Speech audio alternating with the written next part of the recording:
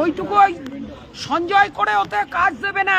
সঞ্জয় করে ওর মধ্যে মেন ঘাঁটি হচ্ছে প্রাক্তন ডাক্তার নির্মল মাঝি, তার বেটা ওখানে প্র্যাকটিস করতো, তার কয়েকটা সঙ্গী।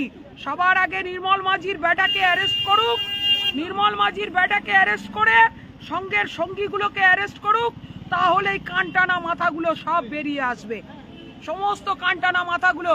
এখানে সামনে কাউন্সিলর ভোট না, ওকে মেরে দেওয়া হয়েছে, নিজেরাই মদ গেলা ফুর্তি এই সেই করেই ওকেই নানান রকম করে চেপে ধরে তারপরে গলায় দড়ির ফাঁস করে। যেখানে চটি নিজেই এক সময় 2002-এ ভাই মাতাল টালির চালের খোপে ছিল প্রেমেন্দ্র মিত্র সরণি, সেখানে আকাশের মাটাকে গলা টিপে মেরে দিয়ে আর বালিশ চাপার নাটকে আর বাঁশের উপরে ঝুলিয়ে দিয়ে শো করিয়েছিল, ভাইয়ের বউ গলায় দড়িতে চলে গেছে।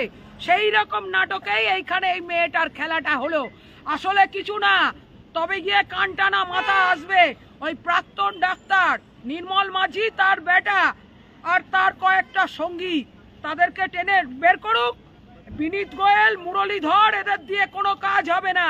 এরা হাঁ হয়ে বসে আছে, সামনে কাউন্সিলর ভোট, আর এরপরে পুজোর বোনাস আর পুজোর টোপে একেবারে ডিজি আইজি আরপিএস হয়ে বসে যাব সেই টোপে।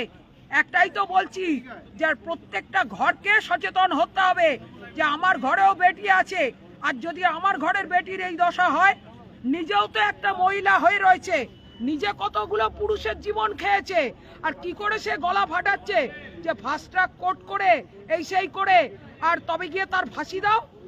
আর এদিকে আসল আসামি ভোকাটা হয়ে থাকো।